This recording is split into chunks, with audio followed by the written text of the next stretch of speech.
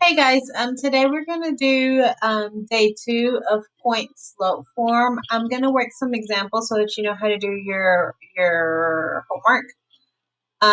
So I wrote down point slope form, which is y minus y1 equals mx minus x1. Everything that I underline is what you're gonna sub in for. So we need a point and we need a slope. So yesterday we practiced if I gave you the point and slope, just subbing the stuff in. Today we're going to do some different example problems. So for example, um, once again, be sure you write this stuff down in your notes. These are your notes. Let's say that I gave you the ordered pair 2, comma 2 and the ordered pair 0, comma negative 4. Well, in order for us to use point slope form, we need to have a point and a slope. Luckily, they gave us points. They gave us an extra one that we don't really need for the formula. But they don't give us the slope. So what we're going to do is we're going to use those 2 points to calculate the slope. So I'm going to go through and I'm going to write down the slope formula. So we're going to use the formula for slope, which is y2 minus y1 over x2 minus x1. As you can tell, we're using several formulas today. Luckily, when you do take your STAR test, these formulas will be on your formula chart. So now I'm going to go through and I'm going to label everything. This first 2 is my x, my x1. This is my y1. This point would be my x2 and my y2. So the first thing that I'm going to do is we're going to calculate the slope. So the slope equals y2, which is negative 4, minus y1, which is 2, all over x2, which is 0, minus x1, which is 2. Negative 4 minus 2 gives me a negative 6. 0 minus 2 gives me a negative 2. And negative 6 divided by negative 2 gives me a positive 3.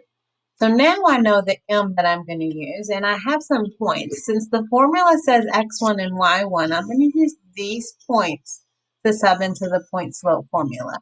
Honestly, it doesn't matter which of the 2 points you use. You'll get the same exact equation when you convert it into slope-intercept form.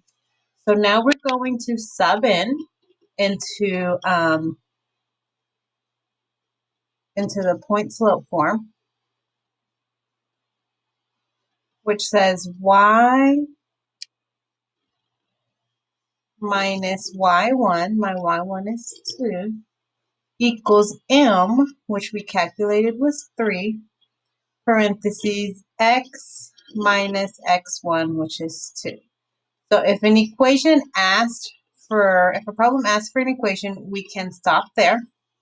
We can take it a step further by convert it into slope-intercept form. So I'm going to distribute that 2. So I have y minus 2 equals 3x minus 6, and then I'm going to add 2 to cancel that out. I'm going to add 2. So I get y equals 3x minus 4. And so I could start at point slope form and then convert it into slope intercept form, or I could just stop at point slope form. So depending on what the problem is asking for. So remember, in order to use point slope form, we need a point and we need a slope. So let's do another example problem for our journal.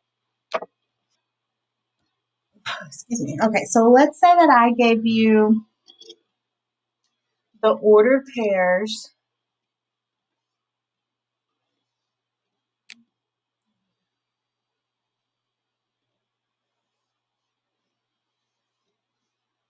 4, comma 1 and negative 4, negative 3. I'm going to come over here and I'm going to write down the formulas. Oops. Y minus y1 equals m x minus x1.